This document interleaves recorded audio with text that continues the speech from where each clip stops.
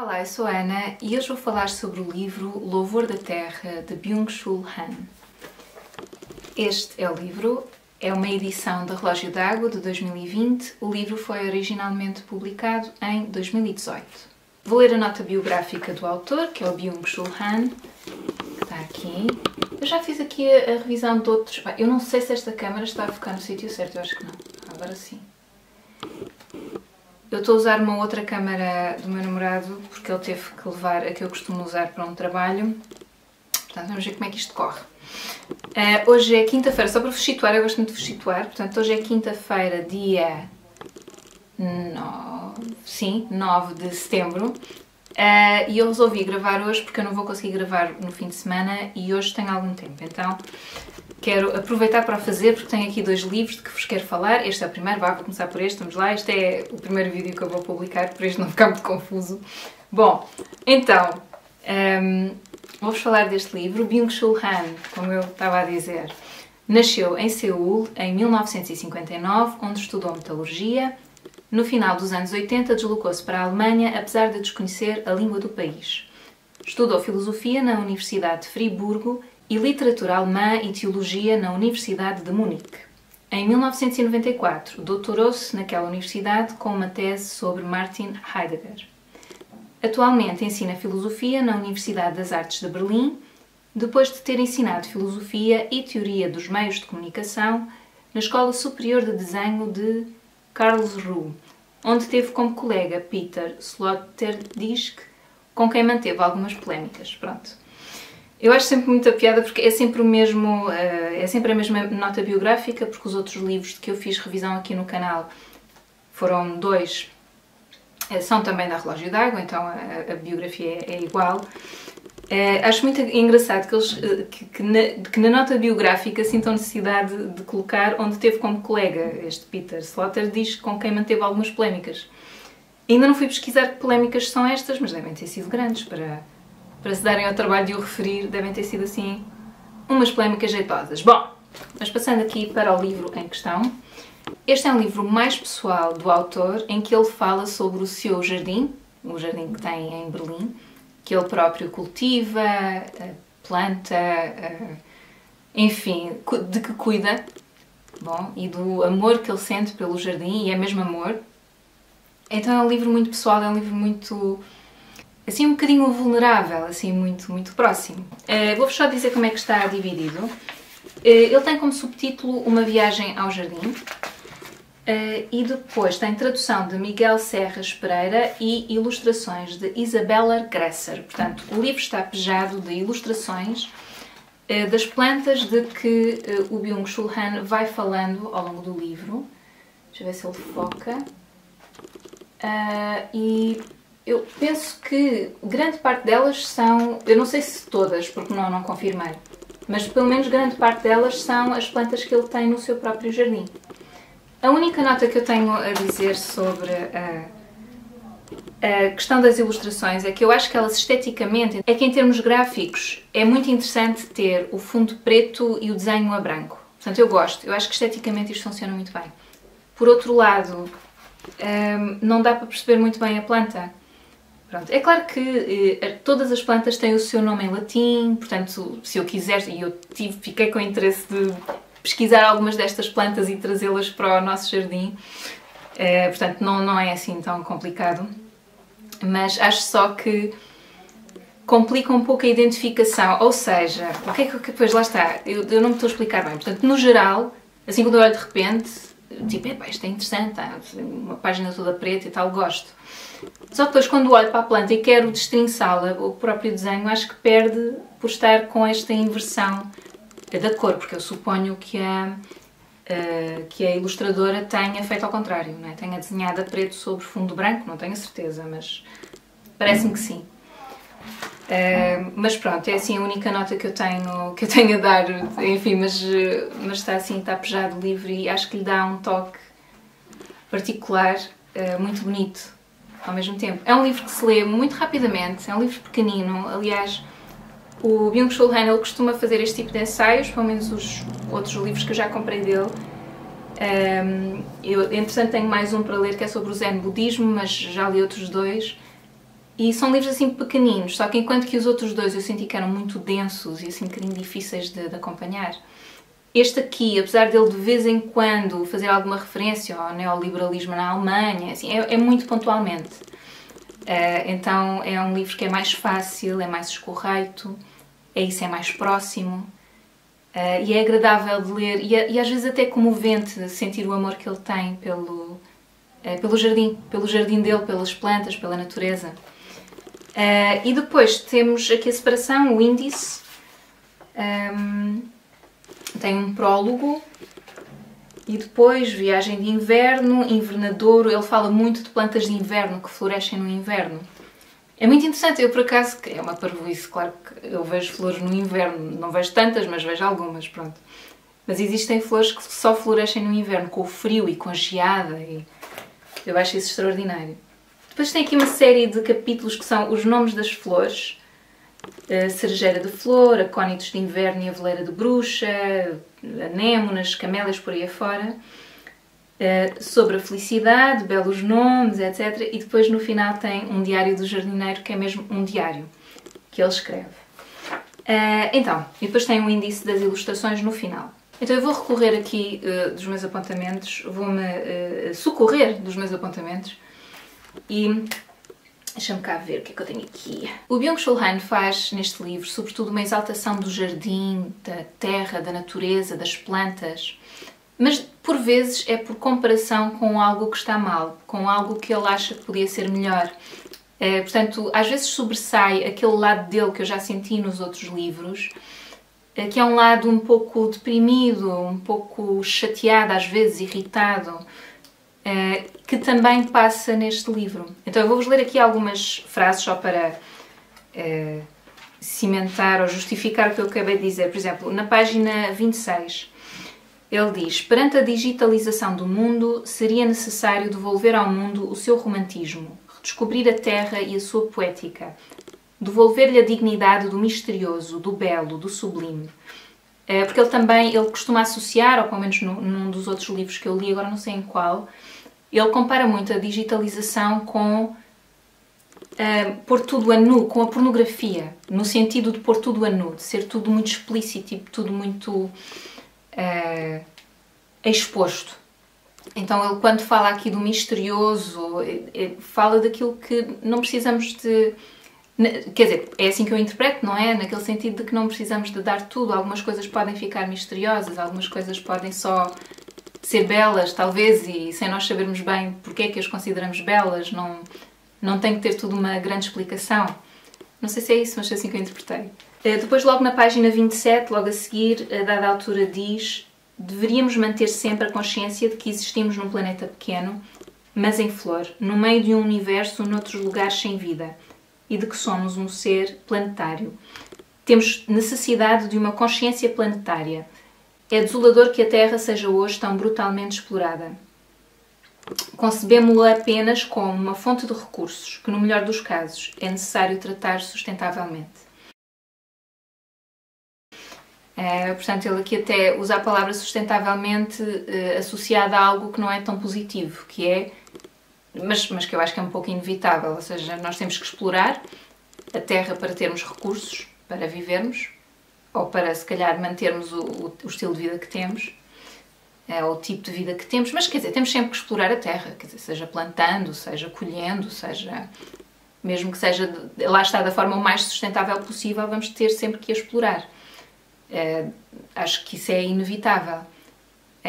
Mas é este lado em que ele depois começa a ser um bocadinho sentencioso, não é? Em que diz: nós devíamos fazer assim, devíamos fazer assado, e não fazemos. Então é aqui que eu sinto que sobressai esse lado um pouco mal disposto e um pouco amargurado que ele tem, com o qual eu na maioria das vezes concordo, devo confessar. Pronto.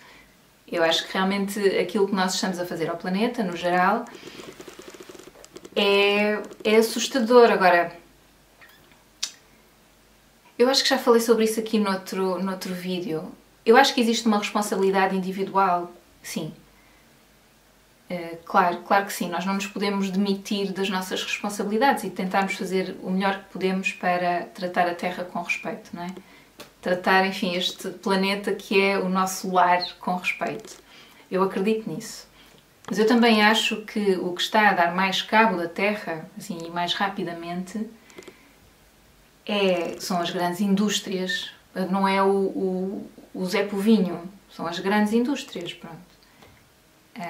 Mas depois também este sistema que existe, que nós também acabamos por alimentar, que é muito consumista e que é muito de um consumo desenfreado e por vezes sem ser pensado, e eu contra mim falo, eu tento contrariar esse meu lado. Mas é para aí que o mundo nos empurra, não é? Então às vezes é fácil deixar-nos levar também. Então eu acho que há aqui um equilíbrio entre aquilo que é a responsabilidade individual e aquilo que é a responsabilidade de algo que é maior do que nós, não é? De um sistema que se foi criando e que se calhar foi evoluindo e nós nem nos demos conta e deixámos chegar assim a este ponto. Pelo menos nos países mais desenvolvidos, vamos lá, que têm mais indústria, que são mais ricos.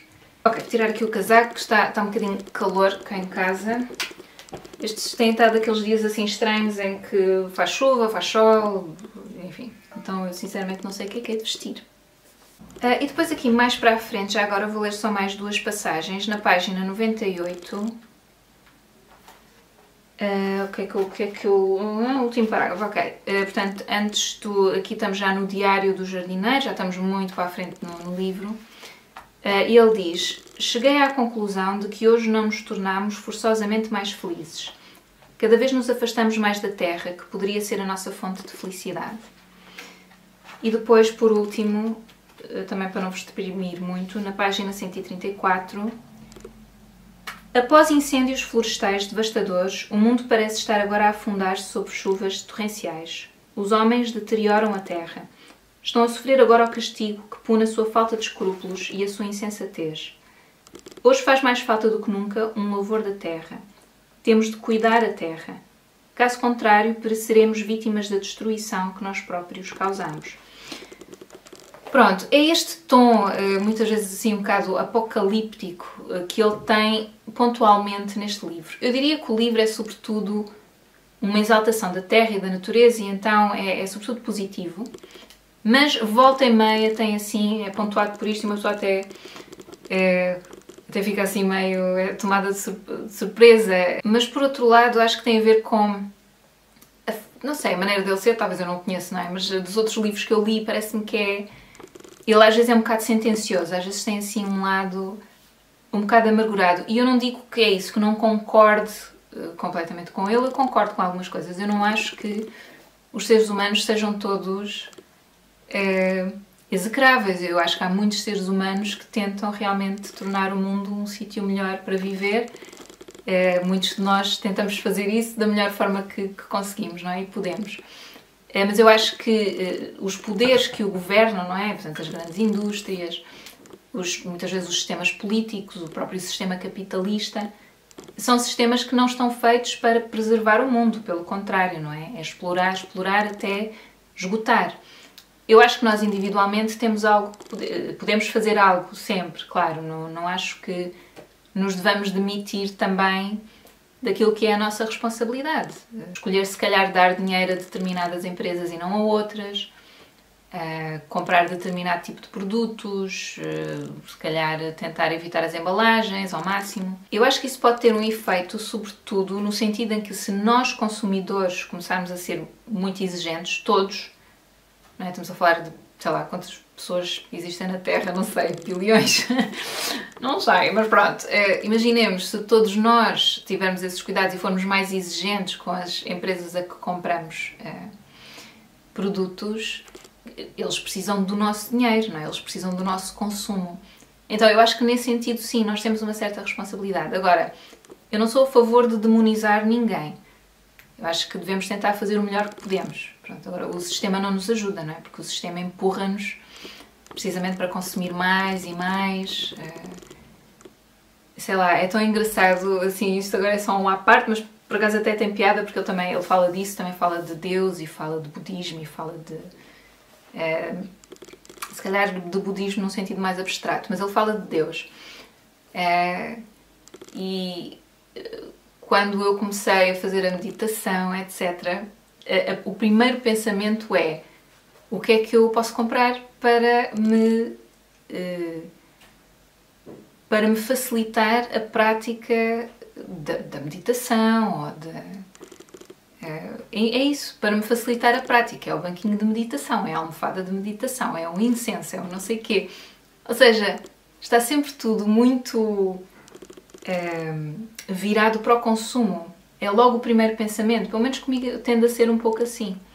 E eu ainda me vou deixando levar muitas vezes, portanto eu não sou exemplo para ninguém. Mas vou fazendo um esforço para tentar estar um bocadinho mais consciente dessa tendência e dessas escolhas que eu vou fazendo. Enfim, a pessoa faz o melhor que pode, não é? Mas avançando, eu quero terminar numa nota positiva. Então, agora que falei daquele lado assim um pouco mais amargurado do autor, agora vou falar do lado assim um pouco mais gentil e amoroso do autor. Ele tem muitas vezes, ao longo do livro, tiradas assim poéticas, reconfortantes, bonitas. Eu vou ler algumas. Então, na página 36, ele a dada altura diz assim: sim, há grande número de plantas de floração invernal que também florescem na neve, o que é muito reconfortante. E eu, só assim esta tirada muito, muito pequenina, eu até pensava que tinha assinalado mais. Mas esta tirada muito pequenina achei logo tão bonita, porque para já eu não sabia que havia flores que nasciam na neve, tinha a ideia que a neve matava tudo, e a planta, não é, que uma pessoa às vezes tem a ideia que é um ser vivo muito frágil, acaba por ser mais forte, não é, do que aquilo que nós pensamos, e sobretudo também existem muitos lugares no mundo, não é, que não têm um clima ameno e onde a vegetação também existe e também subsiste. E esta palavra que ele escolheu para falar sobre essas flores, não é? O reconfortante, ser reconfortante as flores nascerem nesses sítios, achei muito bonito também. Ele fala muito do que floresceu, do que murchou, daquilo que ele faz para acomodar as suas flores, até colocar uma manta sobre umas flores que eu agora não sei se eram as camélias, assim durante a noite, para elas não apanharem com a geada ou com o frio extremo. Eu não me lembro se são as camélias, mas sei que são umas flores que não aguentam muito bem o frio. Ele fala com muito carinho das suas flores, parece que está a falar quase de amantes. Às vezes dava um bocadinho essa sensação. Depois assinalei aqui também no meu bloquinho a página 42, em que ele diz assim: agrada-me sobretudo o caráter do eléboro negro. Portanto, eléboro negro será uma planta, não é? Tal como eu, não gosta de viajar. O que eu acho também, porque ele aqui já está a humanizar a planta. Não é? Eu também não gosto nada de viajar, como o eléboro negro, pronto. Acho engraçado, não é? Porque depois as plantas, quando nós comparamos com outros seres vivos, não é? Que comunicam mais facilmente connosco e com os quais nós comunicamos e recebemos há um retorno, não é? Como um gato, um cão, que se eu falo arrebita as orelhas, ou ladra, ou mia. As plantas não existe tanto não existe tanto essa troca, não é? Mas, no entanto, muitos de nós sentimos essa proximidade com a planta e sentimos-nos bem ao pé de plantas e gostamos de cuidar, e depois às vezes podemos ter mais ou menos jeito para cuidar das plantas, mas gostamos. Eu, pessoalmente, eu falo por mim, assim, as plantas, nós temos muitas plantas cá em casa, mas tivemos a ajuda de um amigo que nos disse e nos indicou quais seriam as plantas mais adequadas, e a única coisa que eu lhe pedi foi que não fossem plantas muito sensíveis, porque eu tinha medo de as matar, porque não acho que seja aquelas pessoas que têm o dedinho verde, como se diz. E então era essa a minha preocupação, mas por acaso as plantas que ele nos indicou estão ótimas e nunca mais, desde que nós estamos aqui há 4 anos, nunca mais saíram do mesmo sítio. Só comprámos mais 2 ou 3, 2 que já mudei de sítio, até falando com ele, porque percebi que o sítio onde eu as tinha posto não estava a correr muito bem, elas não estavam a gostar muito, e depois houve uma que teve que ser resgatada, salva pela avó do Luís, porque estava mesmo a morrer e nós já não sabíamos o que é que lhe havíamos de fazer, e ela conseguiu salvá-la, pronto. Então há esta relação com as plantas que, apesar de não existir essa comunicação, não é? Nós sentimos essa proximidade. Pronto, e eu vejo isso muito aqui no livro também. É claro que ele leva isto a um outro extremo, quase, pronto. Continuo a achar bonito, eu digo extremo, mas continuo a achar que é bonito. Depois, na página 53, eu acho que é das tiradas mais bonitas que ele tem aqui no livro, em que ele diz assim: dos ramos que pareciam completamente mortos, desperta na primavera uma nova vida. Do coto morto, torna a irromper um verde fresco. Pergunto-me, por que não é concedido o mesmo assombroso milagre ao homem? O homem envelhece e morre. Não tem primavera, não desperta de novo. Murcha e apodrece. Está condenado a esse destino triste e, na realidade, insuportável. Nessa medida, invejo muito as plantas que se renovam, sempre, que se revivificam, rejuvenescem. Há sempre um novo começo. Porque não é ele concedido ao homem. Pronto, eu achei esta ideia tão bonita, não é? Vai aqui por uns caminhos, depois parece que é depressão total, mas depois volta, acho eu, a um sítio que tem mais a ver com a poesia e tem mais a ver com... sim, talvez com uma espécie de milagre. E realmente as plantas têm esse lado, não é? Em que parece que já deram tudo, que já estão mortas, que já não há ali nada para nascer e de repente nasce um rebento. E uma só fica tão feliz quando isso acontece. Sobretudo quando anda a cuidar com tanta diligência, percebe que a matou, mas de género não tira logo do vaso. Então esta ideia que seria tão bom se nós pudéssemos da mesma forma morrer e depois rejuvenescer na primavera e voltar a ter um bocadinho de vida e acordar outra vez na primavera. Não sei, achei esta imagem bonita. Na página 65 eu assinalei aqui que é o que o jardim é para o autor. Deixa eu ver, 65... em que ele diz: regar as flores enquanto as contemplamos cumula-nos de uma felicidade silenciosa e enche-nos de calma. Trabalho de jardinagem não é, portanto, uma expressão adequada. Trabalho significa originalmente tormento e fadiga.